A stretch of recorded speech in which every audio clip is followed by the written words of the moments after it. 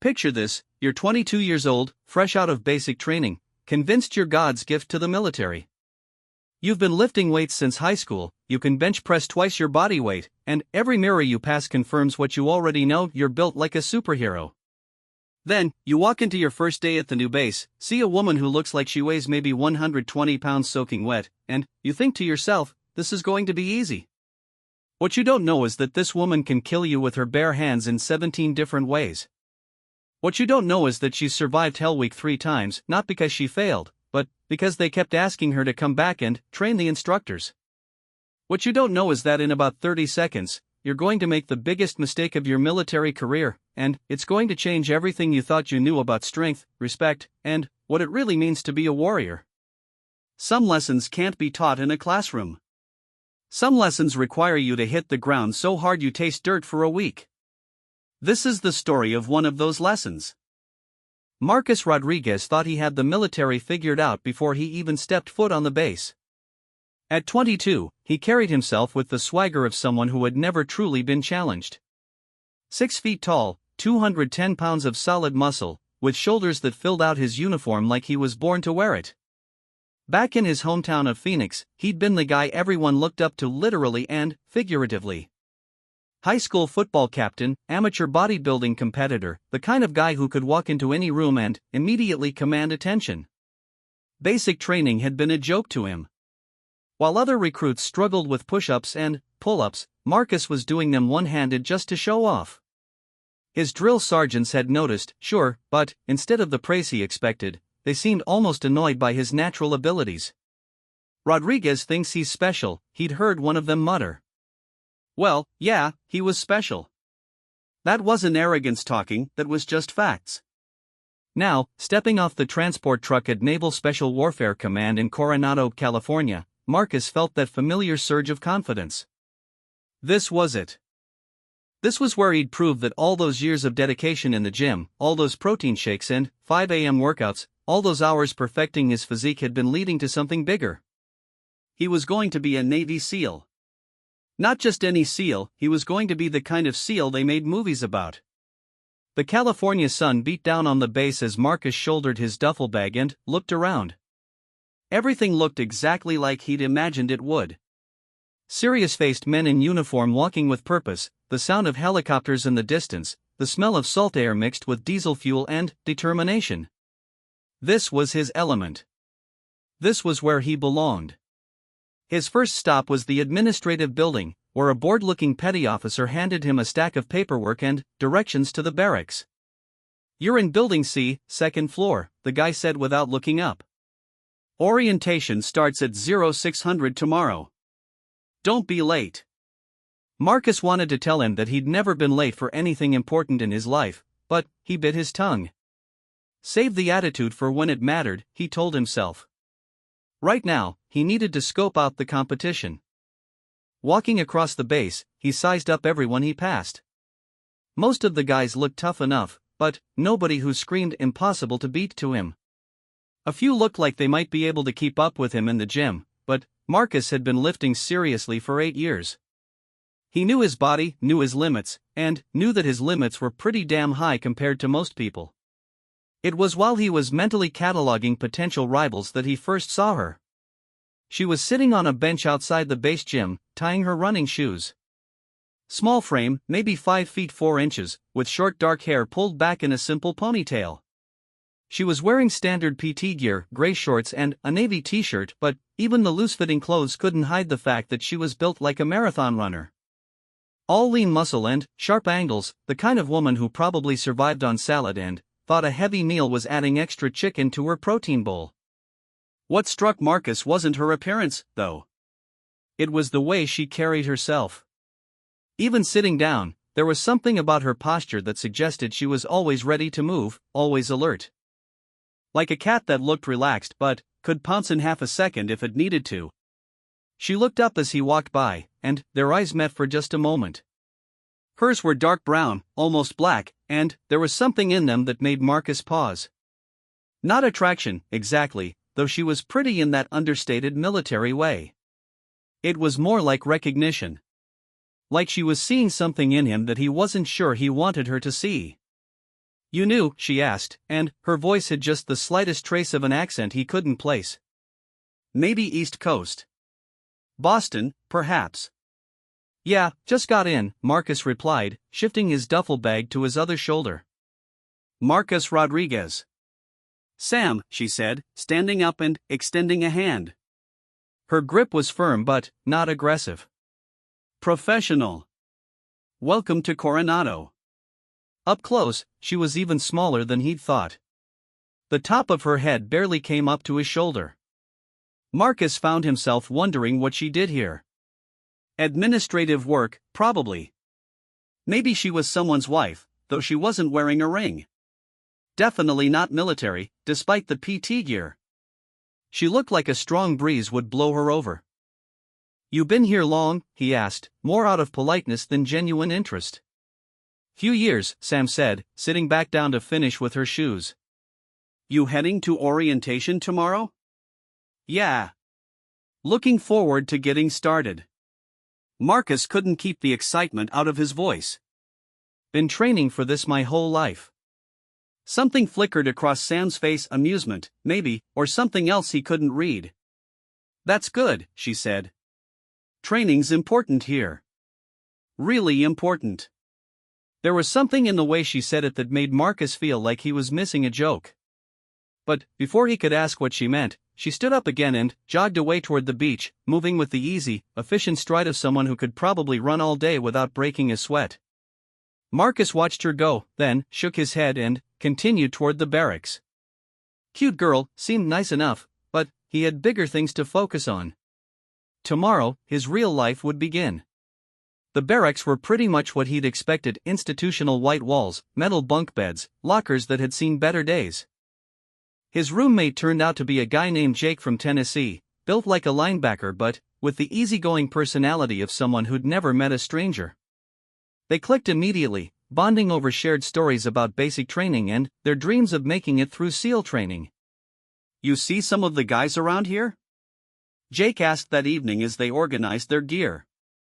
I mean, I thought I was in good shape, but damn. Some of these dudes look like they could bench press a truck. Marcus glanced around the barracks. Jake wasn't wrong. The men preparing for training were impressive specimens of human conditioning. But, as he watched them, Marcus felt that familiar confidence settling over him like a comfortable jacket. Yeah, they were big. Yeah, they looked tough. But so was he, and he had something that maybe they didn't: absolute certainty that he was meant to be here.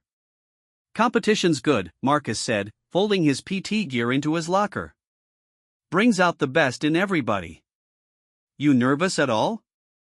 Jake asked. Marcus considered the question seriously. Was he nervous? Not really. Excited, yes. Ready to prove himself, absolutely. But, nervous? That implied doubt, and Marcus had learned a long time ago that doubt was just another word for giving up before you even started. Nah, he said finally. I've been preparing for this for years.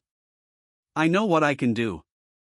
That night, lying in his narrow bunk listening to Jake's gentle snoring and the distant sound of waves crashing against the beach, Marcus allowed himself to imagine what the next few months would bring. The grueling training, the tests, the moments when he'd dig deeper than he knew he could and find reserves of strength and determination that would carry him through. He pictured himself graduating, receiving his trident, becoming part of the brotherhood he'd dreamed about since he was a kid watching action movies. What he didn't picture was how quickly everything he thought he knew about himself could change. What he didn't imagine was that his biggest test wouldn't come from the ocean or the obstacle courses or the sleep deprivation. It would come from underestimating someone who looked like they belonged in a yoga class instead of a military base. The next morning arrived with the familiar jolt of a 5 a.m. wake-up call. Marcus was dressed and ready before most of his bunkmates had even opened their eyes. First impressions mattered, and he wanted to make sure his first impression was that of someone who took this seriously. Orientation was held in a large classroom that smelled like industrial coffee and nervous sweat. About 40 men filled the metal chairs, all of them trying to look confident while secretly sizing up their competition. Marcus took a seat in the third row, close enough to pay attention but not so close as to look like he was trying too hard. The briefing covered the basics, schedules, expectations, rules, and regulations. The kind of stuff that was important but not particularly exciting. Marcus found his attention drifting as he looked around the room, mentally noting who looked like they might make it and who might wash out in the first week. It was during a break that he saw Sam again. She walked into the classroom carrying a clipboard and wearing the same PT gear from yesterday, but now she had a whistle around her neck and an official-looking badge clipped to her shirt. She moved to the front of the room and began setting up some equipment: cones, stopwatches, what looked like evaluation forms. "Gentlemen," the briefing officer announced, getting everyone's attention. "I want you to meet your PT evaluator for this cycle. This is Petty Officer First Class Samantha Chen. She'll be conducting your initial fitness assessments this morning." Marcus felt his eyebrows rise. Petty Officer?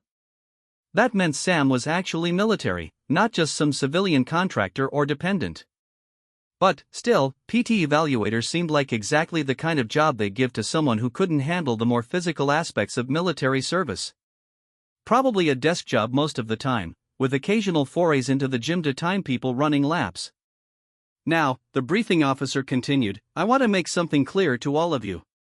Petty Officer Chen's evaluation will become part of your permanent record here. Her assessment of your current fitness level, your attitude, and your coachability will factor into decisions about your future in this program.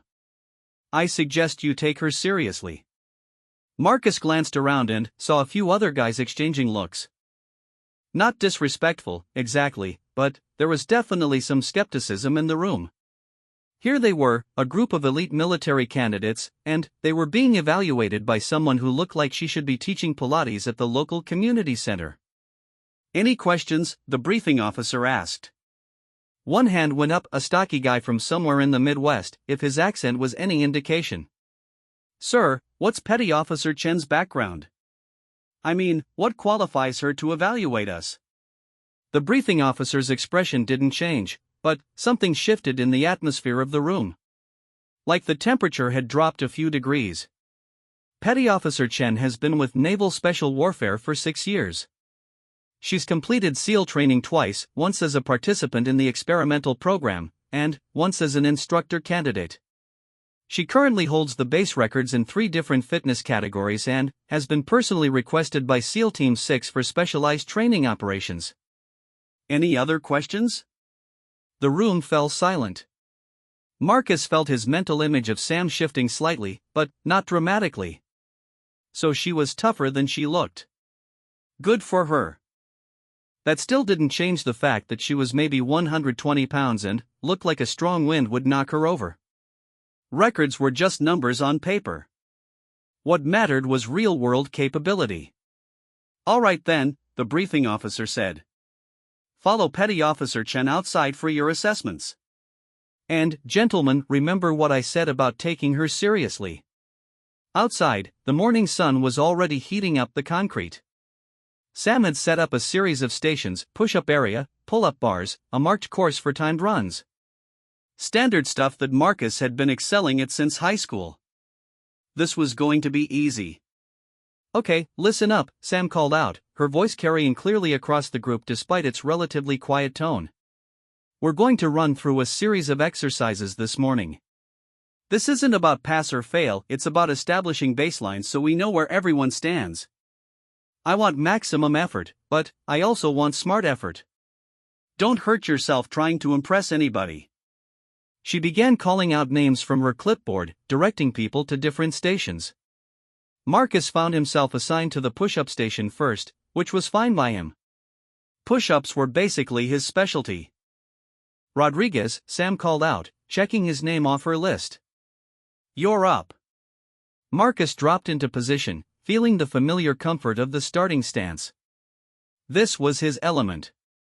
This was where all those hours in the gym paid off. "Standard push-ups," Sam said, kneeling down beside him with a stopwatch. 2 minutes. Go. Marcus began, settling into the rhythm he'd perfected over years of training. Down, pause, up. Down, pause, up. Smooth, controlled, powerful. He could feel the eyes of the other candidates on him, could sense their grudging respect as he knocked out rep after rep without breaking form. At the 1-minute mark, he was at 75 push-ups and still felt like he could go all day. This was the kind of performance that got people noticed, that separated the elite from the merely good. "Looking strong," Sam commented, her voice neutral but not unfriendly. "Keep that form tight." Marcus appreciated the coaching, even if he didn't really need it. Nice to know that Sam, despite her small stature, at least knew what good form looked like. Maybe she'd learned something during her time here after all. As the second minute wound down, Marcus pushed himself into a higher gear. 95, 96, 97, 98, 99, 100. He held the final position until Sam called time, then pushed up to his knees, breathing hard but not exhausted.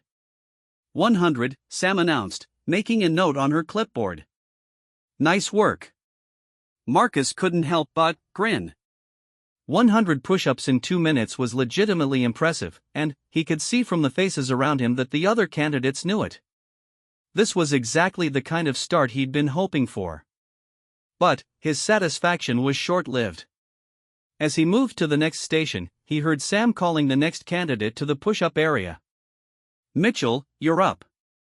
Marcus glanced back and saw a lean guy from somewhere down south settling into position. Mitchell was built more like a runner than a powerlifter, all sinew and endurance rather than raw strength. Marcus would have bet money that the guy couldn't match his performance. 2 minutes later, Sam called out 115 and Marcus felt his first small spike of annoyance. Okay, so Mitchell was stronger than he looked. That happens sometimes. But Marcus still had the pull-ups and the run to distinguish himself. The pull-up station went better. Marcus managed 23 clean reps, which put him near the top of the group. But, again, a couple of other guys matched or exceeded his performance, and Marcus found himself having to work harder than he'd expected just to stay competitive. It was during the timed run that things went sideways. The course was a simple 3-mile loop around the base perimeter. Nothing complicated, just a test of basic cardiovascular fitness and pacing. Marcus had always been a decent runner, though it wasn't his strongest area. His body was built more for power than endurance, but 3 miles was well within his capabilities. Sam positioned herself at the starting line with her stopwatch and clipboard. "This is a timed run, not a race," she announced. "I want you running at a pace you can maintain. This is about demonstrating cardiovascular fitness, not about proving who has the biggest ego." The comment stung a little, though Marcus wasn't sure why. Maybe because it seemed directed at him, even though Sam hadn't looked at him when she said it. Maybe because it implied that wanting to perform well was somehow a character flaw. The group set off at a reasonable pace, bunching up initially before spreading out as people found their natural rhythms. Marcus settled into the middle of the pack, running easily and waiting for the right moment to make his move.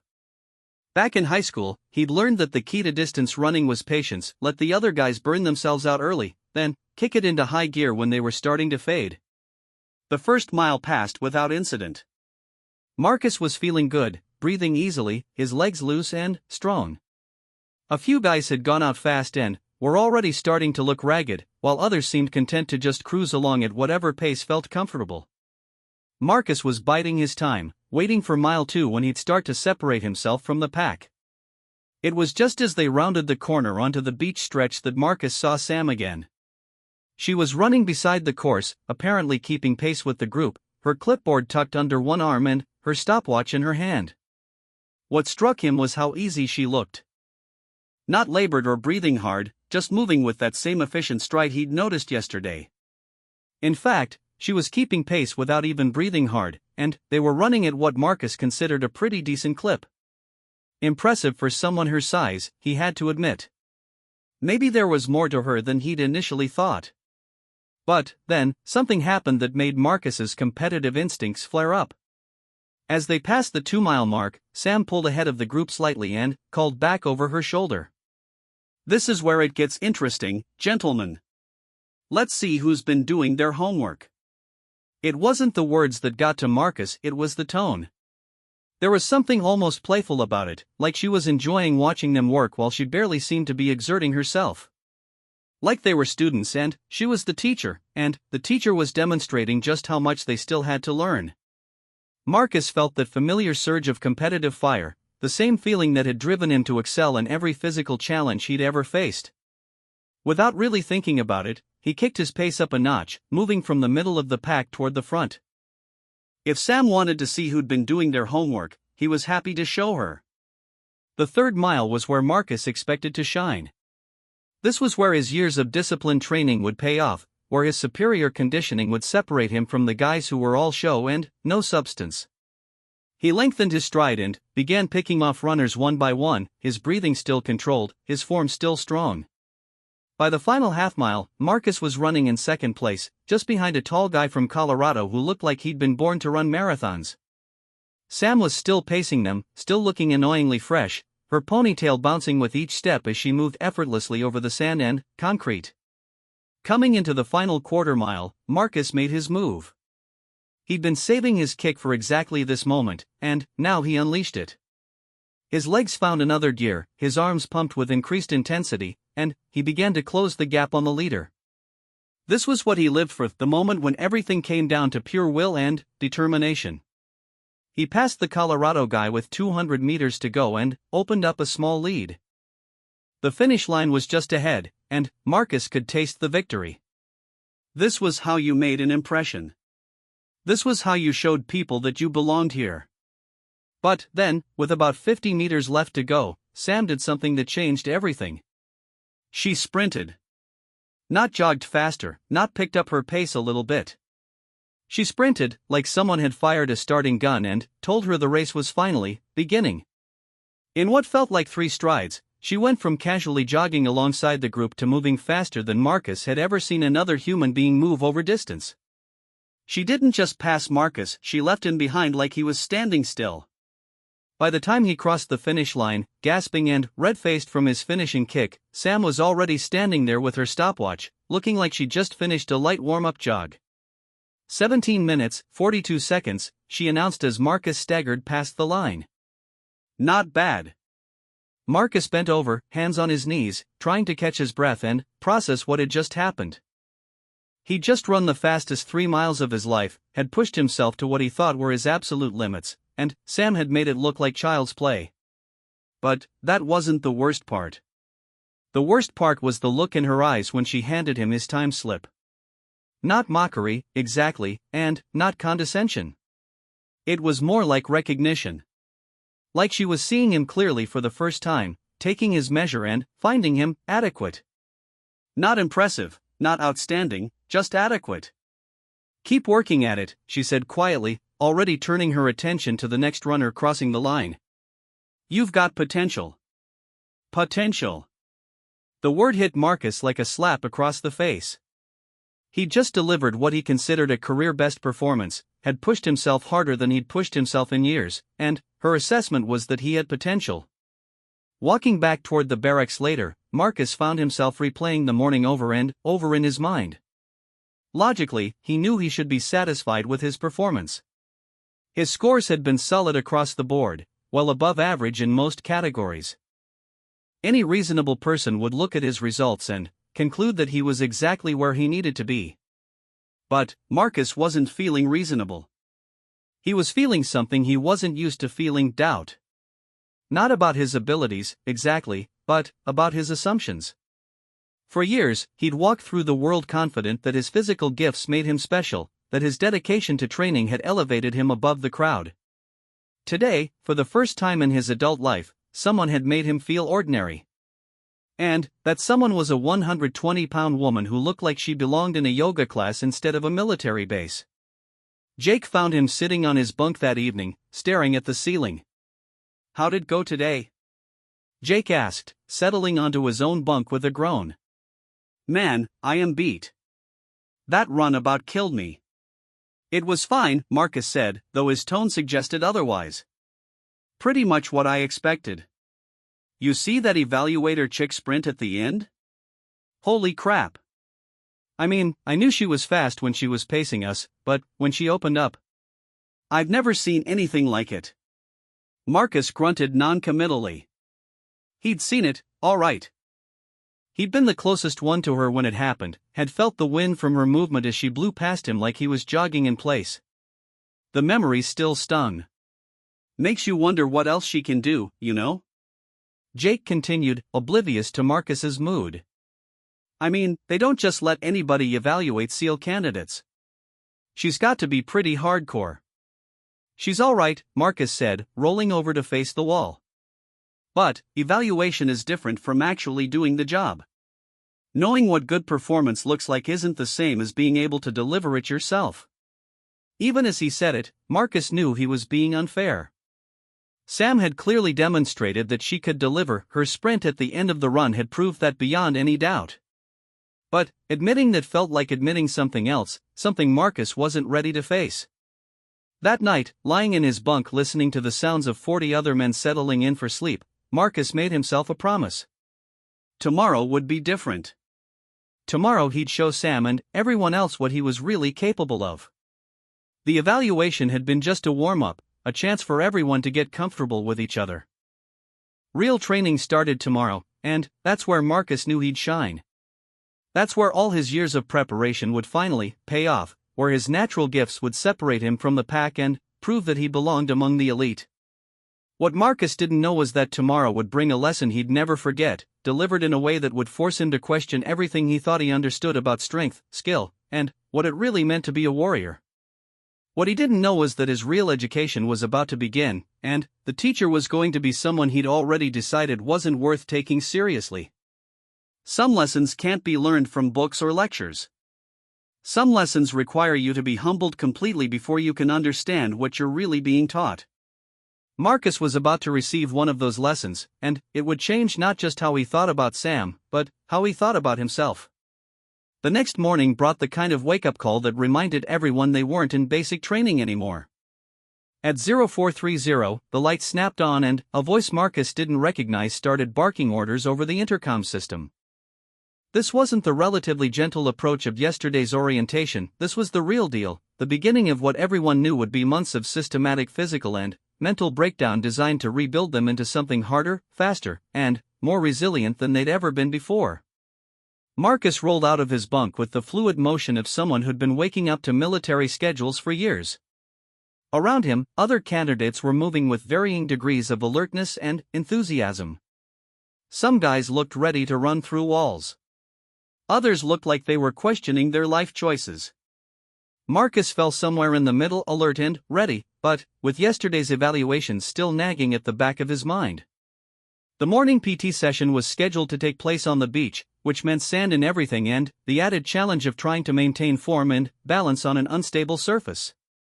Marcus had trained on sand before during his preparation phase, but he knew that some of the other candidates would struggle with the transition from solid ground to shifting terrain. As they filed out of the barracks in the pre-dawn darkness, Marcus found himself looking around for Sam. He wasn't sure why yesterday's evaluation was over, and he probably wouldn't see her again until the next formal assessment. But part of him was curious about what her role would be in the actual training phase. PT evaluator was one thing, but what happened when the real work began? The beach was already set up when they arrived. Obstacle courses that looked like they'd been designed by someone with a sadistic sense of humor. Rope climbs that disappeared into the morning fog. Logs that would need to be carried by teams of men who barely knew each other's names. It was exactly what Marcus had expected, and exactly what he'd been training for. What he hadn't expected was to see Sam standing near the instructor platform, wearing full combat gear and looking like she belonged there. Not observing from the sidelines like an evaluator, but positioned like someone who was going to be actively involved in whatever was about to happen. "Gentlemen," the lead instructor announced, his voice carrying easily across the sand, "welcome to the real Navy. Yesterday was kindergarten. Today, we start finding out who belongs here and who needs to go home to mommy." A few nervous chuckles rippled through the group, quickly silenced by the instructor's glare. "You'll be working in teams today," he continued. "Teams of 4, assigned randomly, working through a series of challenges designed to test not just your individual capabilities, but your ability to function as a unit under stress. Your team leaders for this exercise will be members of our advanced training cadre." Marcus felt a surge of anticipation. This was where leadership skills would start to matter, where his natural ability to take charge and motivate others would give him an edge. He'd been a team captain in every sport he'd played, had always been the guy other people looked to when things got tough. Team Alpha, the instructor called out, reading from a clipboard. Rodriguez, Mitchell, Kowalski, Thompson. Your team leader is Petty Officer Chen. Marcus felt his stomach drop. Of all the possible team leaders, he'd been assigned to Sam. The woman who'd made him feel ordinary yesterday, who'd sprinted past him like he was standing still, who probably weighed less than his high school girlfriend and looked like she should be teaching aerobics instead of leading SEAL candidates through combat training. He glanced around and saw Mitchell, the guy who'd done 115 push-ups yesterday, looking equally skeptical. Kowalski was a massive Polish-American from Chicago who looked like he could bench press a small car. Thompson was a quiet guy from somewhere in the Pacific Northwest, built like a rock climber, all wiry muscle and patient strength. For guys who collectively probably outweighed Sam by 400 pounds, being led by someone who looked like she'd blow away in a strong wind. This was going to be interesting. Team Alpha, fall in, Sam called out, her voice carrying the unmistakable tone of someone accustomed to being obeyed immediately. We've got work to do. The four men jogged over to where Sam was standing, and Marcus got his first close look at her in full combat gear. The tactical vest and equipment harness didn't make her look bigger, exactly, but they did make her look more serious. More official. Like someone who knew exactly what she was doing, even if Marcus still had his doubts about her physical capabilities. All right, listen up, Sam said, checking her watch. We've got 6 challenges to complete in the next 4 hours. Each challenge is designed to test a different aspect of team coordination and individual skill. You'll be graded not just on completion time, but on how well you work together, how you handle setbacks, and how you adapt when things don't go according to plan. She gestured toward the first obstacle, a complex arrangement of ropes, walls, and barriers that looked like it belonged in a Ninja Warrior competition. First challenge is the coordination course.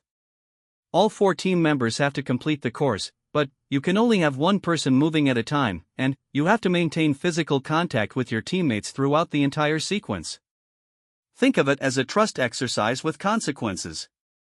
Marcus studied the course and immediately began calculating angles and approaches. This was the kind of challenge where his experience with obstacle courses would give him a significant advantage. He'd trained on similar setups during his preparation, had developed techniques for efficient movement over walls and under barriers. I'll go first, he volunteered, stepping forward. I've done courses like this before.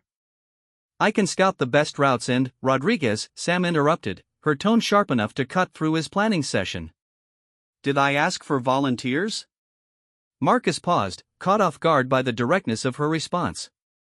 No, but I just thought I don't need you to think right now, Sam said, her dark eyes fixed on his face. I need you to listen. When I want input, I'll ask for it. When I want you to take initiative, I'll tell you. Right now, I want you to follow instructions. Can you do that? The question hung in the air like a challenge, and Marcus felt his face getting hot. He was used to being the guy who stepped up and took charge, who saw solutions and implemented them. Being told to shut up and follow orders felt like being put in a box that was way too small for him. Yeah, he said, his voice tighter than he intended. I can do that. Good. Mitchell, you're our lead climber. Thompson, your anchor. Kowalski, your support. Rodriguez, your cleanup. Any questions? The assignments made sense from a tactical standpoint, Marcus had to admit. Mitchell was the lightest and most agile, Thompson had the best combination of strength and patience for anchor work, and Kowalski had the raw power needed for support. Marcus was left with cleanup, which basically meant handling whatever problems the other 3 couldn't solve. It wasn't the leadership role he'd hoped for, but it was a role that could be crucial if things went sideways. Marcus decided to make the best of it. The coordination course turned out to be every bit as challenging as it looked. The requirement to maintain physical contact throughout the sequence meant that they had to move like a single organism, flowing over and under obstacles while never losing the connection that linked them together. It required timing, communication, and a level of trust that was hard to develop with people you'd known for less than 24 hours. Mitchell led off with smooth, efficient movements, but the real test came when they reached the first major barrier, a 12-foot wall that had to be scaled while maintaining contact with the teammate behind you. This was where Marcus's size and strength came into play, providing the boost that Mitchell needed while staying connected to Thompson, who was pushing from behind. They were halfway through the course, working well together and making good time, when things went wrong. The problem came at a low-crawl section where all 4 team members had to belly crawl under a cargo net suspended about 18 inches off the ground. The technique was straightforward: get low, move fast, don't get caught on the netting. But the sand beneath the net was soft and shifting, and Kowalski, despite his strength, was struggling with the confined space. "I'm stuck," he called out from somewhere in the middle of the crawl. "Something's caught on my gear." Marcus, bringing up the rear, could see the problem. One of the clips on Kowalski's tactical vest had snagged on the netting, and every time he tried to move forward, it pulled tighter. The big man was starting to panic, his breathing getting rapid and shallow as the confined space and the sense of being trapped began to overwhelm him. "Hold on," Marcus called out. "I can reach it." Without waiting for permission, Marcus shifted position and stretched forward, his longer reach allowing him to get his fingers on the caught clip. It was a tricky angle, and he had to contort his body awkwardly to maintain contact with Thompson while reaching over Kowalski's back, but after a few seconds of fumbling, he managed to work the clip free. "Got it," he called out. "You're clear." The team finished the course in respectable time, all 4 members working together effectively once they'd figured out each other's strengths and limitations. Marcus felt good about his contribution, particularly his quick thinking during the snag situation. This was exactly the kind of problem-solving under pressure that separated good candidates from great ones. But, when they reached the finish line, Sam's expression was unreadable. "Time?" Marcus asked, breathing hard but feeling confident. 14 minutes, 30 seconds, Sam replied, making notes on her clipboard. "Not bad for a first run." "What's the record?" Thompson asked. 11 minutes, 45 seconds, Sam said without looking up from her notes. Set by the last group of instructor candidates. Marcus felt a surge of competitive fire. Less than 3 minutes separated them from the course record, and they'd just run it for the first time. With a little practice and better coordination, that record was definitely within reach. "We can beat that," he said, unable to keep the confidence out of his voice. "Give us another shot, and I guarantee we'll take it down." Sam looked up from her clipboard, her dark eyes fixed on Marcus's face with that same unreadable expression he'd seen yesterday during the evaluation. "Is that right?" she said quietly. "You guarantee it?" Something in her tone made Marcus pause. There was no mockery there, no obvious challenge, but there was something else. Something that suggested he might want to be more careful about the promises he made. "Yeah," he said, doubling down. "I mean, we just learned how to work together. Now that we know what we're dealing with, we can definitely improve our time." "Interesting," Sam said, still making notes. "And what makes you so confident about that?" Marcus felt like he was being led into something, but he couldn't figure out what. The question seemed straightforward enough. "Experience," he said. "I've run courses like this before. I know what it takes to shave time off a run, and I can see places where we lost efficiency. Better communication, tighter coordination, smoother transitions. It's just a matter of execution." Sam nodded slowly, as if she were considering his analysis seriously. "That's a good assessment," she said. "Very thorough. You clearly understand the technical aspects of obstacle course navigation." Marcus waited for the but that seemed to be coming. "But," Sam continued, "I'm curious about something. You mentioned that you've run courses like this before. Where was that?" "Training facility in Arizona," Marcus replied. "I spent 6 months preparing for this program. Obstacle courses, endurance training, combat conditioning. The works." "Arizona," Sam repeated. "Desert training. That's smart preparation." Again, Marcus felt like he was being set up for something, but Sam's tone remained neutral and professional. The thing is, she continued, Arizona training facilities are great for individual skill development. But they're not great for teaching you how to work with a team under combat conditions. They're especially not great for teaching you how to follow orders when your instincts are telling you to take charge. And there it was. The but that Marcus had been waiting for, delivered with surgical precision. I followed orders, Marcus said, though even as he said it, he realized it wasn't entirely true. I mean, I did what you told me to do. Did you? Sam asked. Because I remember specifically telling you that when I wanted you to take initiative, I'd let you know. But, during the crawl section, you took initiative anyway. You solved Kowalski's problem without being asked and without clearing it with me first. Marcus felt his face getting hot again. He was stuck. Someone had to do something. Someone did do something, Sam agreed. You did. And it worked out fine this time. But what if it hadn't? What if your improvised solution had made things worse instead of better? What if you'd gotten yourself stuck trying to help him, and now I've got 2 trapped team members instead of 1? The questions hit Marcus like physical blows. He'd been so focused on solving the immediate problem that he hadn't considered the potential consequences of his actions. In his mind, he'd been the hero of the moment, using his skills and quick thinking to save the day. But, from Sam's perspective, he'd been a loose cannon, operating outside the command structure and potentially creating bigger problems. I was just trying to help, Marcus said, his voice sounding defensive even to his own ears.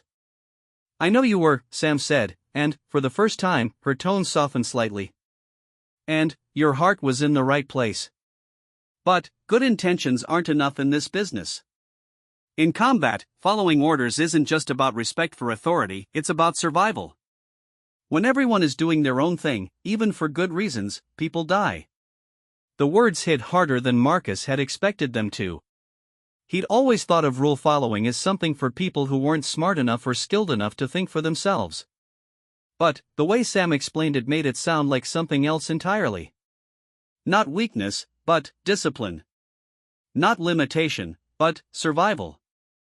Now, Sam continued, checking her watch, we've got 5 more challenges to get through, and the day is getting hot. You want to beat that course record? Here's your chance to prove that you can do it the right way. Following orders, trusting your team, and letting the system work the way it's designed to work. The second challenge was a log carry, a 200-pound telephone pole that had to be transported across a mile of beach sand by all 4 team members working together. It sounded simple, but Marcus had done enough functional fitness training to know that carrying heavy objects over distance was one of the most brutally exhausting exercises in existence. What made it worse was the sand. Every step was unstable, every stride required extra effort just to maintain balance, and the soft surface absorbed energy that would have been returned by solid ground. After 10 minutes of carrying, Marcus's shoulders were burning and his legs felt like they were made of concrete. But the real challenge wasn't physical, it was mental.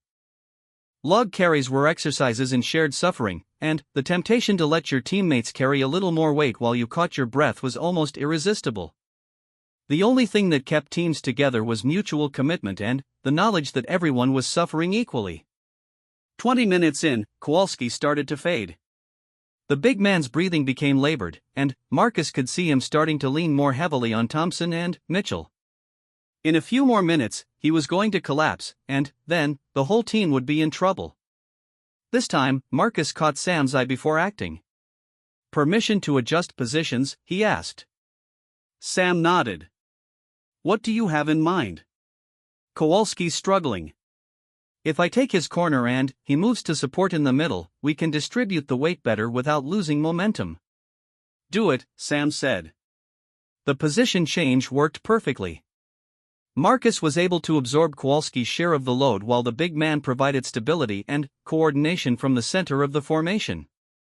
The team finished the log carry in good time, all 4 members still functional and ready for whatever came next.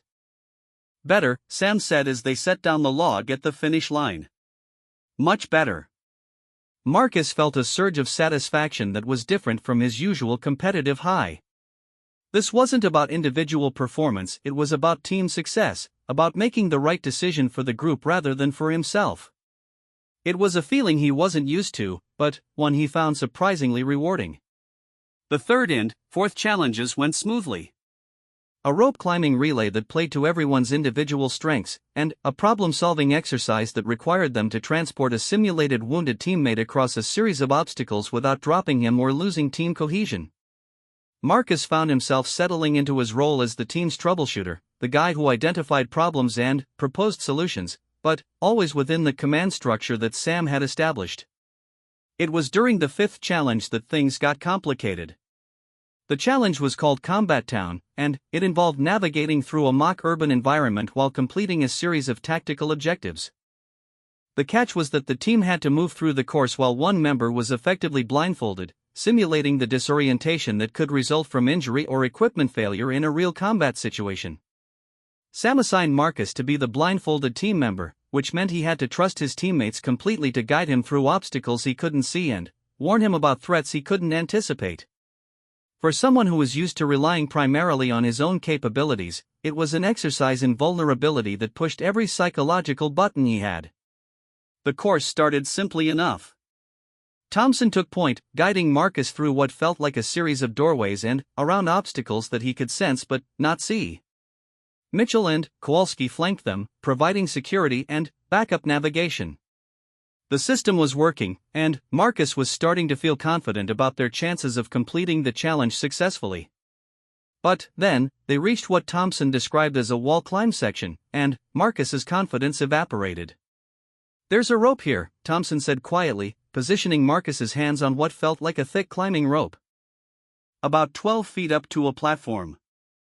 I'll go first, then guide you up." Marcus had climbed hundreds of ropes in his life, but never while blindfolded, and never while depending on someone else to tell him when he was safe to stop climbing. The disorientation was immediate and overwhelming. Without visual reference points, he couldn't tell how high he was, couldn't judge his distance from the platform, couldn't even be sure he was climbing straight up instead of at an angle. Halfway up the rope, Marcus made a mistake that nearly cost him everything. Feeling uncertain about his position and progress, he decided to take a quick peek under his blindfold, just to get his bearings and make sure he wasn't about to climb into an obstacle. It was a tiny violation of the rules, barely a second of visual input, but it was exactly the kind of shortcut that Sam had been warning him about all day. She saw it immediately. "Rodriguez," her voice cut through the exercise like a blade. "Team Alpha, halt exercise." Marcus froze on the rope, suddenly understanding that he'd made a serious error. Below him, he could hear his teammates muttering in confusion, not sure what had gone wrong but clearly aware that something had. "Come down," Sam ordered. "Everyone." Marcus rappelled down the rope on shaking legs, his heart pounding with something that felt uncomfortably like shame. When he reached the ground and removed his blindfold completely, Sam was standing there with an expression he'd never seen before. Not angry, exactly, but disappointed in a way that cut deeper than anger ever could. "You looked," she said simply. "Under the blindfold. You cheated." The word hung in the air like an accusation, and Marcus felt his face burning with embarrassment.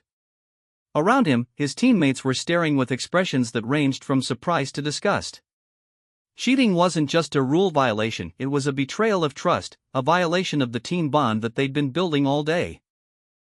Marcus started, but Sam cut him off. "You just what? Decided that the rules didn't apply to you? Decided that your comfort was more important than the integrity of the exercise?" Marcus wanted to explain that it had only been for a second, that he hadn't gained any real advantage, that it wasn't really cheating in any meaningful sense. But, looking at the faces around him, his teammates' disappointment, Sam's steady gaze, he realized that explanations weren't going to help. "I screwed up," he said finally. "I'm sorry." "Sorry doesn't fix it," Sam replied. "Sorry doesn't rebuild the trust that you just broke. Your teammates were counting on you to follow the rules, to be vulnerable with them the same way they were being vulnerable with you. Instead, you decided that you knew better than the system." The criticism stung because it was accurate. Marcus had spent the entire day learning to work within Sam's command structure, learning to trust his teammates and let them trust him in return. And then, at the first moment of real discomfort, he'd reverted to his old patterns of self-reliance and rule-bending. Team Alpha is disqualified from this challenge, Sam announced. Rodriguez, you'll complete the blindfold course solo while your teammates observe. Maybe that will help you understand what trust actually means. The solo run was a disaster. Without his teammates to guide him, Marcus found himself completely disoriented within minutes. He walked into walls, tripped over obstacles he should have been able to avoid, and generally demonstrated just how much he'd been depending on Thompson, Mitchell, and Kowalski without even realizing it. By the time he finished, he was bruised, exhausted, and thoroughly humbled. The course that his team had been navigating smoothly became a nightmare of confusion and physical punishment when he had to face it alone. Time to learn something, Rodriguez, Sam said as he stumbled across the finish line. You think you're strong because you can bench press 300 pounds and run a 6-minute mile. You think you're capable because you've got good reflexes and natural coordination. But, you know what you just proved out there? Marcus shook his head, not trusting his voice. You proved that individual strength is meaningless without trust. You proved that all your physical gifts don't mean anything if you can't work with other people. You proved that being the strongest guy in the room doesn't matter if you're also the guy nobody can count on to follow the rules when things get tough. Each word hit Marcus like a physical blow, not because Sam was being cruel, but because she was being truthful. Everything she was saying aligned with what he'd just experienced, with the way he'd felt stumbling through that course alone after betraying his teammates' trust. Now, Sam continued, you've got one more challenge to complete with your team. And they've got a choice to make.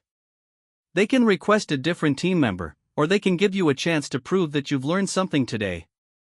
What do you think they should do? Marcus looked at Thompson, Mitchell, and Kowalski, 3 men he'd been working with all day, 3 men who'd had his back right up until the moment he'd decided he didn't need them to have his back anymore. Their expressions were unreadable, but Marcus could sense the disappointment radiating from them. They should dump me, he said quietly. I would, if I were them. Maybe, Sam said.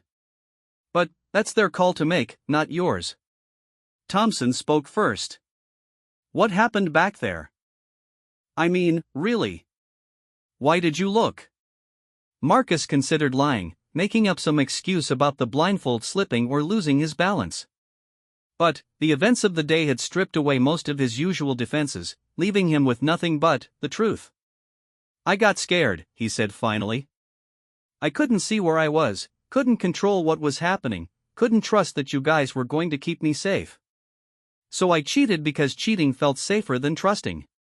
The admission hung in the air for a long moment. Marcus had never said anything like that out loud before, had never even acknowledged to himself that fear could be a factor in his decision-making. But there it was, the truth in all its ugly simplicity. I get that, Thompson said slowly. I mean, I don't like it, but I get it. Mitchell nodded. We've all been there. Maybe not exactly that situation, but we've all had moments where fear made us do stupid things. Question is, Kowalski added, his voice still carrying a note of skepticism, what happens next time? What happens when things get really scary, not just exercise scary but people shooting at us scary? It was a fair question, and Marcus didn't have a good answer for it. How could he promise that he wouldn't crack under pressure when he'd just demonstrated exactly that kind of failure? I don't know, Marcus said. All I can tell you is that I understand now what I didn't understand before. I understand what it costs when someone breaks trust. I understand what it feels like to be on a team that actually works, and what it feels like to be the guy who screws that up. The 3 men looked at each other, some kind of silent communication passing between them. Finally, Thompson nodded. One more chance, he said. But if you screw us again, we're done. No explanations, no second chances. Done. Understood, Marcus said, feeling a surge of gratitude that surprised him with its intensity. The final challenge was a timed evacuation scenario. The team had to retrieve a simulated wounded soldier from a mock building and transport him to a safe zone while under simulated enemy fire. It required speed, coordination, and absolute trust in your teammates' ability to do their jobs while you focused on yours. Marcus found himself assigned to rear security, which meant his job was to watch for threats while his teammates handled the evacuation. It was a position that required him to trust Thompson, Mitchell, and Kowalski to handle the primary mission while he focused on something he couldn't directly control or influence. In other words, it was perfectly designed to test everything he'd supposedly learned about teamwork and trust over the course of the day. The scenario went perfectly. Thompson and Mitchell handled the wounded soldier with smooth efficiency, Kowalski provided covering fire and route security, and Marcus maintained rear security without once feeling the need to look over his shoulder or second-guess his teammates' decisions. When Sam called Index to signal the end of the exercise, all four men were breathing hard but smiling. "Time?" Thompson asked. 4 minutes, 37 seconds, Sam announced. "That's a new course record." The sense of accomplishment that washed over Marcus was different from anything he'd ever experienced. This wasn't individual achievement, this was team success, earned through trust and cooperation rather than individual dominance. It felt better than any personal record he'd ever set, more satisfying than any individual victory he'd ever achieved. "Good work, Team Alpha," Sam said, making final notes on her clipboard. "You showed real improvement over the course of the day." Rodriguez, especially, showed that he can learn from mistakes and adapt his approach when the mission requires it. The praise felt good, but what felt even better was the nods of approval from Thompson, Mitchell, and Kowalski. These were men whose respect Marcus had lost and, then, earned back through actions rather than words. That meant more to him than any instructor's evaluation ever could. As the team began cleaning up their gear and preparing to head back to the barracks, Sam approached Marcus privately. "Walk with me," she said, and something in her tone suggested that this conversation was going to be different from the official instructor feedback. They walked along the beach in silence for a few minutes, the sound of waves providing background noise for whatever Sam was preparing to say. Marcus found himself studying her profile as they walked, trying to figure out what made her so effective as an instructor despite her small stature and unassuming appearance. "You want to know something about trust?" Sam said finally, stopping and turning to face him. "Sure," Marcus replied, though he wasn't entirely sure he was ready for whatever lesson was coming next. "Trust isn't something you get because you're strong or fast or good at solving problems," Sam said. "Trust is something you earn by being reliable, by doing what you say you're going to do, by putting the team's success ahead of your own comfort." Marcus nodded, though he sensed there was more coming. "Today, you learned that lesson the hard way.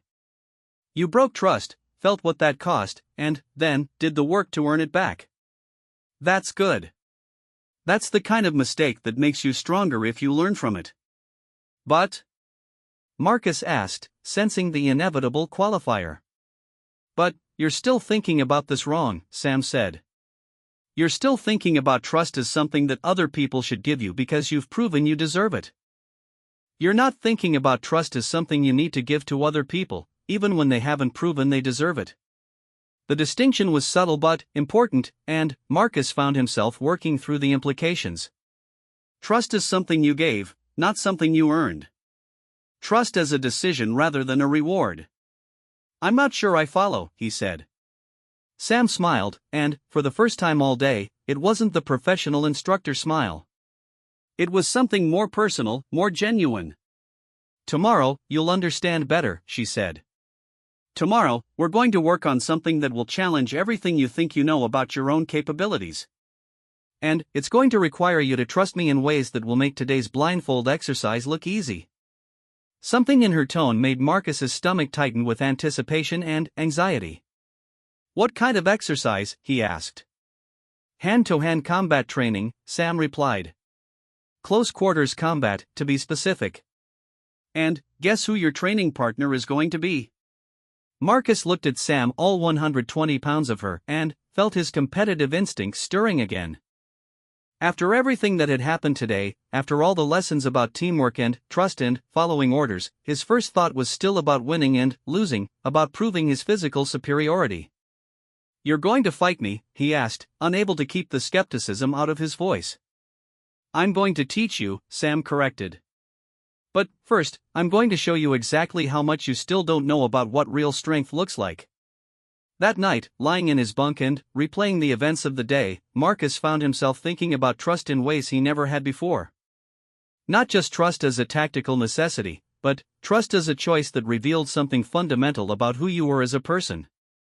He'd spent his entire adult life building his identity around his physical capabilities, around being the strongest and fastest and most capable person in any given situation.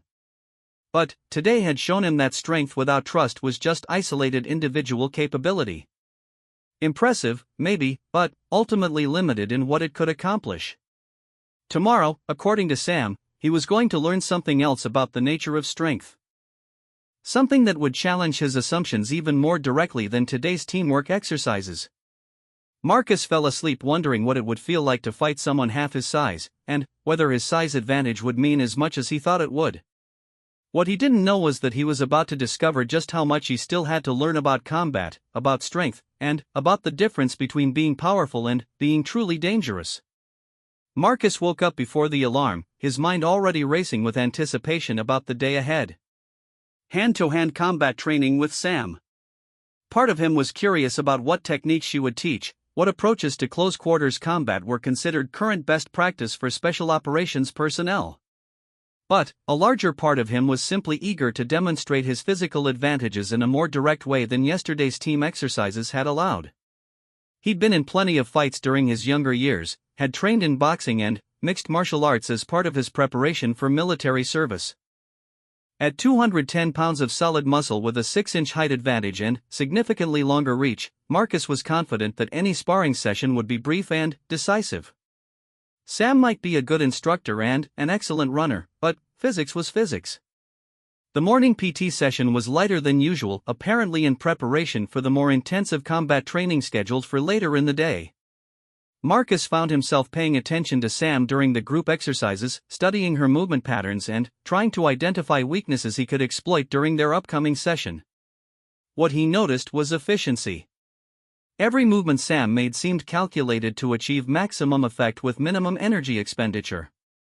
When she demonstrated proper form for various exercises, her technique was flawless, but she never seemed to be working particularly hard. Like she was operating well within her capabilities, keeping something in reserve. After morning chow, the candidates were divided into smaller groups for specialized training. Marcus found himself assigned to advanced close-quarters combat, along with 5 other candidates who had scored well on the previous day's team exercises. The training was scheduled to take place in a dedicated facility that Marcus had heard about but never seen, a building designed specifically for teaching the kind of combat skills that regular military training didn't cover. The facility turned out to be exactly what Marcus had expected: padded walls, wrestling mats, equipment for practicing various combat scenarios. What he hadn't expected was the gallery of photographs covering one wall, showing what appeared to be previous classes of students in various training situations. Marcus was studying the photos when Sam entered the room, now dressed in simple workout clothes rather than her usual military gear. Without the tactical vest and equipment, she looked even smaller than usual, more like someone headed to a yoga class than a combat instructor. "Gentlemen," she announced, getting everyone's attention. "Today we're going to work on close-quarters combat. Specifically, we're going to focus on situations where your normal advantages, size, strength, reach, might not be available to you." She gestured toward the mats in the center of the room. "Combat isn't always fair. Sometimes you're injured, sometimes you're exhausted, sometimes you're fighting someone bigger and stronger than you are. The techniques we're going to practice today are designed to help you survive and win in those situations." Marcus glanced around at the other candidates. All of them were big, strong men who'd probably never seriously considered the possibility that they might need techniques designed for fighting larger opponents. The assumption had always been that they would be the larger opponents. "We're going to work in pairs," Sam continued. "I'll demonstrate techniques with each of you individually, then you'll practice with partners. Rodriguez, you're up first." Marcus stepped onto the mat, trying to project confidence while internally feeling a flutter of nervousness he couldn't quite explain. This was just training, after all. Sam was going to show him some techniques, maybe they'd do some light sparring, and then he'd practice with one of the other candidates. Basic scenario, Sam explained, positioning herself about arm's length away from Marcus. You're in a confined space, your opponent has grabbed you, and you need to create distance and disable the threat. For our purposes, I'm going to grab your wrist, and you're going to try to break free using strength alone. Don't use any techniques, just try to pull away. Sam stepped forward and grasped Marcus's right wrist with both of her hands. Her grip was firm but not painful, and Marcus's first thought was how small her hands felt compared to his. This was going to be easy. Ready? Sam asked. Try to break free. Marcus pulled back, applying what he considered a reasonable amount of force. Sam's grip held firm, but he wasn't really trying yet. He increased the pressure, putting more of his strength into the attempt to break free. Sam's grip didn't budge. Marcus frowned and applied more force, pulling back with enough strength to easily overpower most people he'd ever encountered. Sam's hands remained locked around his wrists like they were made of steel, and her expression remained calm and professional. Now Marcus was genuinely trying. He put his full strength into the effort, pulling back with all 210 pounds of his body weight behind the movement. Sam's feet slid slightly on the mat, but her grip on his wrist never loosened. If anything, it seemed to get stronger as he increased his efforts. After 30 seconds of maximum effort, Marcus was breathing hard and beginning to sweat. Sam looked like she was holding a cup of coffee rather than restraining someone twice her size who was trying desperately to break free. Interesting, Sam said conversationally, as if Marcus weren't straining against her grip with everything he had. What are you learning from this exercise? That you're stronger than you look, Marcus gasped, still pulling but beginning to realize that brute force wasn't going to work. Am I? Sam asked. Or am I just using leverage and technique while you're using strength inefficiently? She released his wrist suddenly, and Marcus stumbled backward from his own momentum. His wrist was red where she'd gripped it, and his shoulder ached from the sustained pulling effort. Lesson 1, Sam announced to the group. Strength without technique is just wasted energy. Technique without strength can still be effective. Let me show you what I mean. She gestured for Marcus to grab her wrist in the same way she had grabbed his. Marcus hesitated. His grip was going to be significantly stronger than hers had been, and he was concerned about hurting her accidentally. But Sam nodded encouragingly, so he wrapped his right hand around her left wrist, trying to apply firm pressure without overdoing it. Harder, Sam said. I want you to really grab me. Like you mean it. Marcus increased his grip until he was holding her wrist with what he estimated was about 80% of his maximum crushing force. It was enough pressure to leave marks, enough to cause pain in most people, enough that he was genuinely worried about injuring her. Good, Sam said, apparently unaffected by the pressure. Now watch what happens when I want to get free. What happened next challenged everything Marcus thought he understood about leverage, physics, and the relationship between size and strength. Sam didn't pull away from his grip. Instead, she moved into it, stepping closer to him while rotating her wrist in a specific pattern that seemed to turn his strength against itself. Before Marcus could adjust his grip or apply more pressure, his hand was empty and Sam was standing 2 feet away from him, completely free and apparently unharmed. How? Marcus asked, staring at his own hand like it had betrayed him. Technique, Sam replied. Specifically, understanding how joints work and how to use an attacker's strength against them. Want to see it again? For the next 20 minutes, Sam demonstrated escape techniques that seemed to violate the basic laws of physics. No matter how Marcus adjusted his grip, no matter what kind of hold he applied, she could escape within seconds using movements that looked almost effortless. But the real education came when she started demonstrating offensive techniques. Combat scenario, Sam announced. Your opponent is bigger and stronger than you are.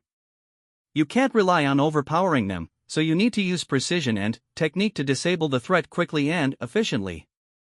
She positioned Marcus in front of her, hands at his sides, feet shoulder-width apart. I'm going to demonstrate a basic takedown. This is going to happen fast, and you're going to end up on the ground. The point isn't to hurt you, but to show you how quickly a fight can be over when someone knows what they're doing. Ready? Marcus nodded, though he wasn't entirely sure what he was agreeing to. In his experience, takedowns were wrestling moves that required sustained effort and usually involved a lot of grappling and positioning. He was expecting something like a tackle or a leg sweep, something he could see coming and potentially counter. What he got instead was a lesson in controlled violence. Sam moved with a speed and precision that Marcus's eyes could barely follow. One moment she was standing in front of him, the next moment she was inside his guard, her hands finding pressure points on his body that he didn't know existed. She struck twice, once at his ribs, once at his throat, not hard enough to cause injury, but hard enough that Marcus felt his knees buckle from the shock. Before he could recover, Sam's leg hooked behind his ankle and she pushed forward with her shoulder, using his own weight and balance against him. Marcus found himself falling backward, completely unable to control his descent, landing hard on the mat with Sam kneeling beside him, one hand positioned at his throat in a way that suggested she could end the fight permanently if she chose to. The entire sequence had taken maybe 3 seconds. Marcus lay on the mat, staring up at the ceiling and trying to process what had just happened. He'd been taken down by someone half his size so quickly and efficiently that he hadn't even had time to react, much less defend himself. Questions? Sam asked, releasing the throat hold and standing up. Marcus struggled to his feet, his ribs aching where Sam had struck him and his throat feeling like he'd been hit with a baseball bat. The strikes hadn't been hard enough to cause real damage, but they'd been hard enough to demonstrate just how much damage could have been caused if Sam had wanted to inflict it. "How?" was all he managed to say. "Years of training," Sam replied. Specifically, years of training and techniques designed to neutralize larger, stronger opponents. You see, Rodriguez, the military has known for a long time that size and strength are just 2 factors in combat effectiveness. They're important factors, but they're not the only factors. She gestured toward the wall of photographs Marcus had noticed earlier. Every person in those photos outweighed me by at least 50 pounds. Most of them outweighed me by a lot more. All of them were convinced that their size and strength would give them a decisive advantage in hand-to-hand combat. All of them learned the same lesson you're learning right now. Marcus looked at the photographs more carefully and realized that they weren't just training photos, they were documentation of sparring sessions. Each photo showed Sam in combat with a different opponent, and, in every single photo, the larger opponent was either on the ground or in some kind of submission hold. Lesson 2, Sam announced to the group. Combat effectiveness is about more than physical attributes. It's about training, technique, experience, and mindset. A smaller person who knows what they're doing will beat a larger person who doesn't, every single time. She turned back to Marcus. Want to go again? This time, I'll teach you some basic defensive techniques so it's not quite so one-sided. The next hour was simultaneously educational and humbling. Sam taught Marcus basic principles of leverage, timing, and precision that he'd never encountered in his previous martial arts training. She showed him how to use an opponent's momentum against them, how to find and exploit anatomical weak points, how to move in ways that neutralized size and strength advantages. But every time Marcus thought he was beginning to understand the techniques, Sam would demonstrate just how much more there was to learn. Every time he felt confident about a movement or a counter technique, she would show him 3 different ways to defeat it. Most humbling of all was the realization that Sam was holding back. The techniques she was demonstrating on him were clearly modified for training purposes, designed to teach rather than to harm. When she struck, it was with just enough force to make the point without causing injury. When she applied joint locks, it was with just enough pressure to demonstrate effectiveness without causing damage. Marcus found himself wondering what would happen if she weren't holding back. What would those strikes feel like at full power? What would those joint locks feel like if they were applied with intent to disable rather than educate? By the end of the session, Marcus was exhausted, bruised, and thoroughly educated. He'd learned more about real combat in 2 hours than he'd learned in years of previous training. But, more than that, he'd learned something about himself that was both uncomfortable and necessary. He'd learned that everything he thought he knew about fighting was wrong. After the formal training session ended, Sam approached Marcus privately. "Walk with me again," she said, and Marcus recognized the tone from yesterday's conversation on the beach. They left the training facility and walked toward a quieter part of the base, away from the other candidates and the constant background noise of military operations. Marcus found himself studying Sam with new eyes, seeing things he'd missed before. The way she moved with complete awareness of her surroundings. The way her posture suggested readiness for action even during casual conversation. The way she carried herself like someone who'd never met a physical challenge she couldn't handle. "So," Sam said finally, "what did you learn today?" Marcus considered the question seriously. The obvious answer was that he'd learned about combat techniques and the importance of training over raw physical attributes. But he sensed that Sam was asking about something deeper. "I learned that I've been thinking about strength wrong," he said. "I thought strength was about how much weight you could lift or how fast you could run. But what you showed me today, that's a different kind of strength entirely." "What kind of strength is that?" Sam asked. "The kind that comes from knowledge and experience and training. The kind that doesn't depend on being bigger or stronger than your opponent." Marcus paused, working through the implications. "The kind of strength that can't be taken away from you, even if you get injured or sick or old." Sam nodded approvingly. "That's a good start. What else?" "I learned that I've been underestimating people," Marcus admitted. "I've been making assumptions based on appearances, based on size and obvious physical attributes. I completely misjudged you because you don't look like what I thought a warrior was supposed to look like."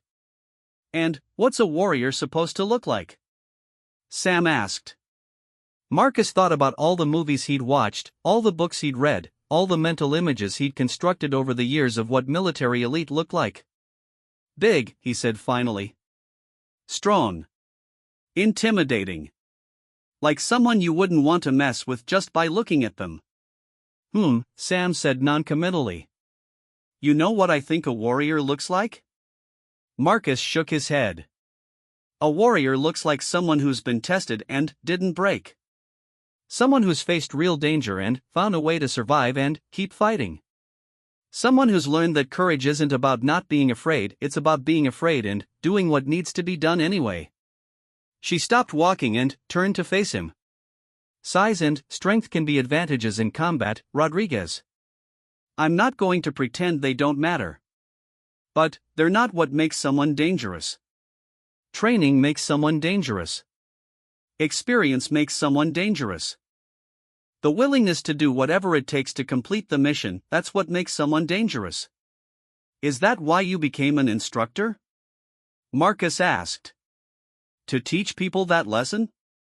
Sam was quiet for a long moment, and Marcus got the sense that he'd touched on something personal. "I became an instructor," she said finally, "because I got tired of watching good people die because they didn't know what they didn't know. I got tired of seeing talented individuals fail because they thought their individual talents were enough. I got tired of losing teammates because they underestimated threats that didn't look like what they expected threats to look like." The weight of her words hit Marcus like a physical blow. Sam wasn't just an instructor, she was combat veteran, someone who'd learned these lessons in situations where the consequences of ignorance were measured in human lives rather than training injuries. "How many?" Marcus asked quietly. "How many what? How many people have you seen die because they made the same kinds of mistakes I've been making?" Sam's expression grew distant, and Marcus realized he'd asked a question that she probably didn't discuss with trainees under normal circumstances. "Too many," she said simply. "Good people. Brave people. People who deserve to come home to their families." They walked in silence for a while, Marcus processing this new understanding of who Sam was and what she represented. Not just an instructor, but someone carrying the responsibility of preparing others for situations where failure meant death. "There's something else you need to understand," Sam said eventually. "Something that goes beyond combat techniques and physical capabilities." "What's that?"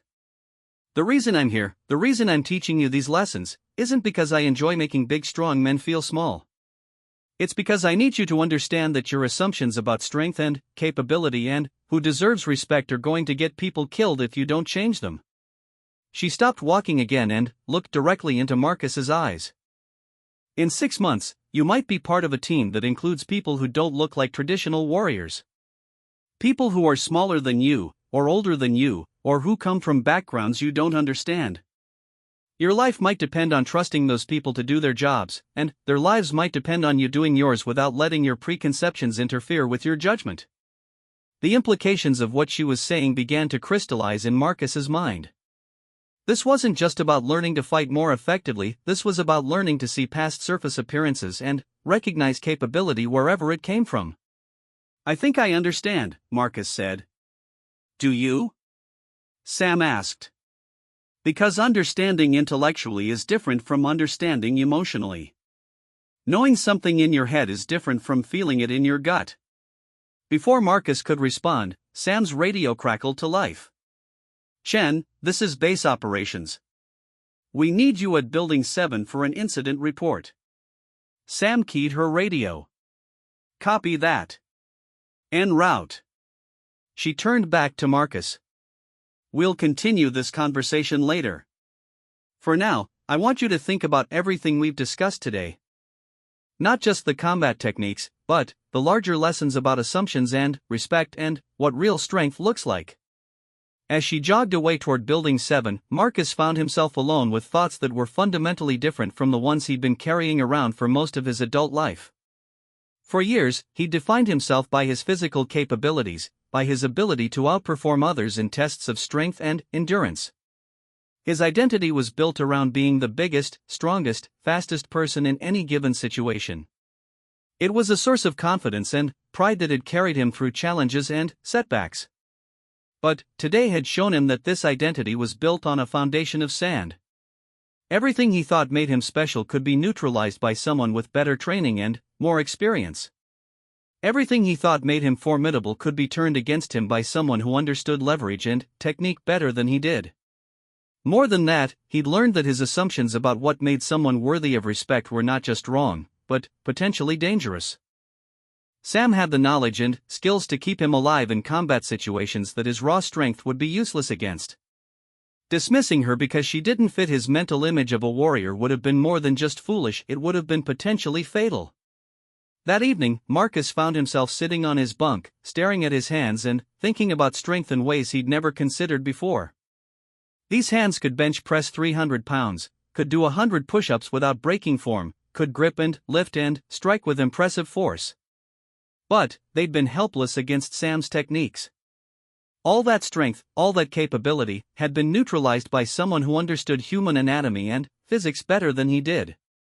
Jake returned to the barracks around 2200, looking as tired and thoughtful as Marcus felt. "How was your day?" Jake asked, settling onto his own bunk. "Educational," Marcus replied. "What about you?" "Same. Got my ass handed to me by a woman who weighs about as much as my little sister." Jake shook his head. "I don't mind telling you, it was humbling." "Sam-chun?" Marcus asked. "Yeah. You work with her too?" Marcus nodded. "She's something else." "That's one way to put it," Jake said. "I've been thinking about it all day, trying to figure out how someone that small can be that effective in combat. I mean, I've done martial arts, I understand technique and leverage and all that. But what she was doing today went way beyond anything I've ever seen." "She's been doing this for years," Marcus said. "Real combat, not just training. You can tell." "Yeah," Jake agreed. "There's something about the way she moves, the way she positions herself. Like she's constantly evaluating threats and calculating responses, even during casual conversation." They were quiet for a moment, both lost in their own thoughts about the day's lessons. "You know what's weird?" Jake said finally. "I feel like I should be embarrassed about getting taken down so easily by someone half my size. Like it reflects badly on my masculinity or whatever. But, instead, I just feel grateful." "Grateful?" "Grateful that I learned these lessons in a training environment instead of in a real fight where my life was on the line. Grateful that there are people like Sam who are willing to teach these skills to people like us. Grateful that I found out how much I still don't know before it was too late to do something about it." Marcus found himself nodding in agreement. That was exactly how he felt, though he hadn't been able to articulate it until Jake put it into words. "I've been thinking about respect," Marcus said. "About how I decide who deserves it and why." "What about it?" "I think I've been doing it backwards. I've been giving respect based on things that don't really matter: size, strength, obvious physical capabilities." "But Sam taught me more about real combat in 2 hours than I learned in years of other training." "She probably has more knowledge and experience relevant to our mission than everyone else in this barracks combined. But if I'd met her in civilian clothes somewhere off base, I probably would have dismissed her as someone who couldn't possibly have anything to teach me." Jake was quiet for a moment, considering Marcus's words. "You think that's common?" he asked. "I mean, do you think most guys make the same kinds of assumptions?" "I think most guys like us do," Marcus replied. "Guys who've been told their whole lives that bigger is better, that strength is what matters, that physical dominance is the measure of a man. We're trained from childhood to see the world that way." "But it's not true." "No," Marcus said firmly. "It's not true at all." The next morning brought a new perspective on everything Marcus had been taking for granted. During PT, he found himself paying attention to the other instructors with fresh eyes, looking for signs of the kind of hidden capability that Sam possessed. What he discovered was that almost every instructor at the facility had the same quality: that sense of controlled readiness, that suggestion of reserves kept carefully in check. These weren't just athletic trainers or fitness instructors. These were combat veterans who'd been tested in real-world situations and had not only survived but excelled. The fact that some of them didn't look like action movie heroes was irrelevant. What mattered was their knowledge, their experience, and their ability to pass those things on to the next generation. After morning chow, Marcus approached Sam during a break in the training schedule. "I wanted to thank you," he said. "For what?" Sam asked, looking up from the clipboard she'd been reviewing. "For showing me things I needed to see. For teaching me lessons I needed to learn. For not giving up on me when I was being an arrogant idiot." Sam studied his face for a moment, as if trying to determine whether his gratitude was genuine. "You're welcome," she said finally. "But you should know that the real test isn't whether you learned the lessons, it's whether you remember them when things get difficult.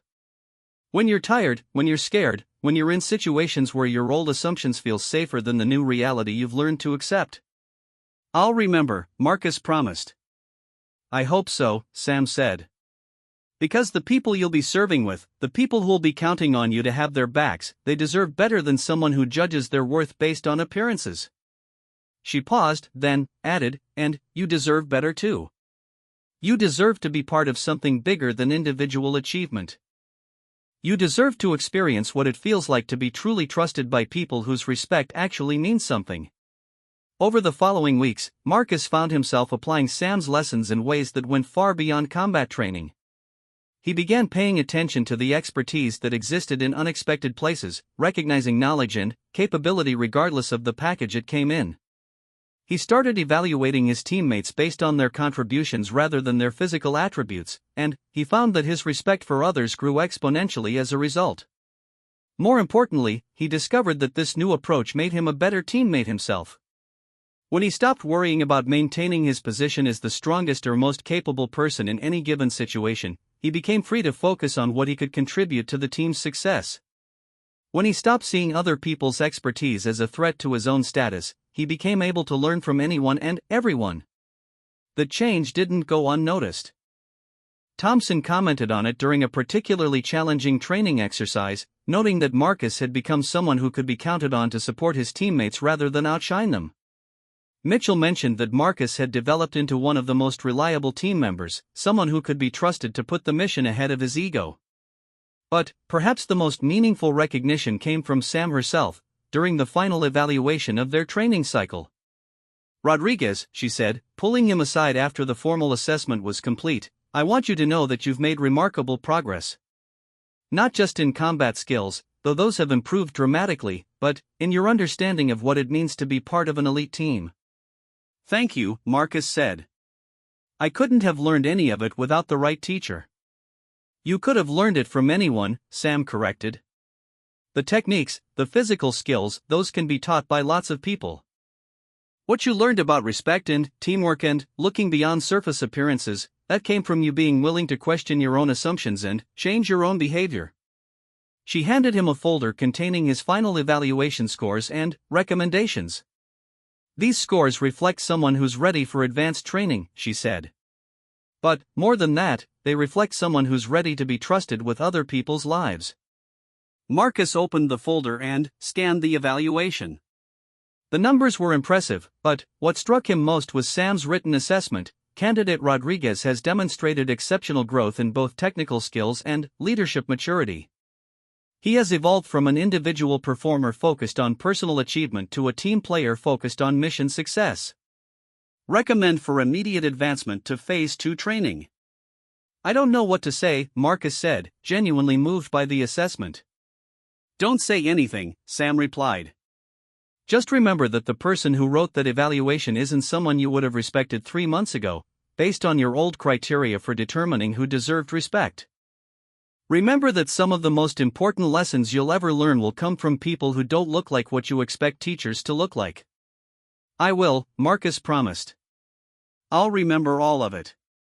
As he walked back toward the barracks, Marcus found himself thinking about the journey he'd been on over the past few months.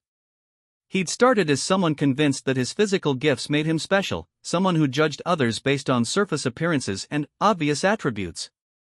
He'd been arrogant, dismissive, and dangerously overconfident in his own capabilities.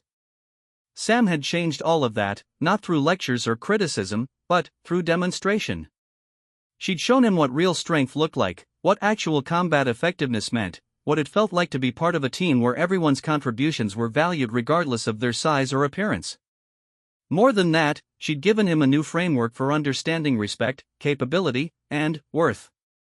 Instead of judging people based on how they looked or how much they could lift, Marcus had learned to evaluate them based on their knowledge, their experience, their reliability, and their commitment to something larger than themselves. It was a lesson that would serve him well in the years to come, as he worked alongside teammates who came from different backgrounds, different training paths, and different physical attributes. He would learn to value the sniper who looked like an accountant, the medic who looked like a high school student, the intelligence specialist who looked like someone's grandmother.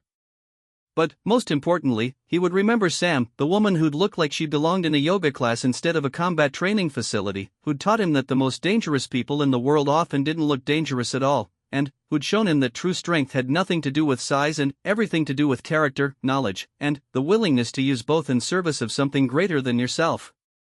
Years later, when Marcus had completed his training and was serving with an elite team in situations he couldn't have imagined as a young recruit, he would often think about that first day when he'd dismissed Sam as someone who couldn't possibly have anything to teach him. He would think about how close he'd come to missing out on the most important lessons of his military career because he'd been too arrogant to recognize expertise when it didn't come in the package he expected. And he would remember Sam's final words to him: the most dangerous assumption you can make is that you already know everything you need to know about strength, about capability, and about who deserves your respect. Stay curious. Stay humble. And never stop learning from people who see the world differently than you do. It was advice that would serve him well for the rest of his life, in combat and beyond.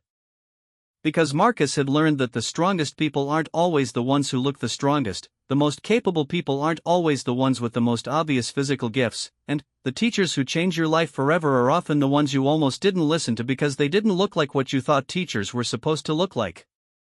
Sam had taught him that real strength comes from within, that true capability is built through training and experience rather than genetics and natural gifts, and that the people most worth respecting are often the ones who've been underestimated their entire lives and have used that underestimation as fuel to become extraordinary. It was a lesson worth learning, even if it required being humbled completely in the process.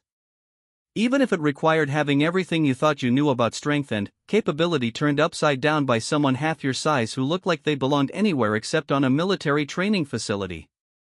Some lessons can't be taught, they have to be experienced. Some truths can't be explained, they have to be demonstrated. And, sometimes, the teachers who change your life forever are the ones who look nothing like what you expected a teacher to look like, but who possess exactly the knowledge you need to become the person you're capable of being. Marcus had been lucky enough to meet one of those teachers, and smart enough eventually to recognize what she had to offer. It made all the difference in the world.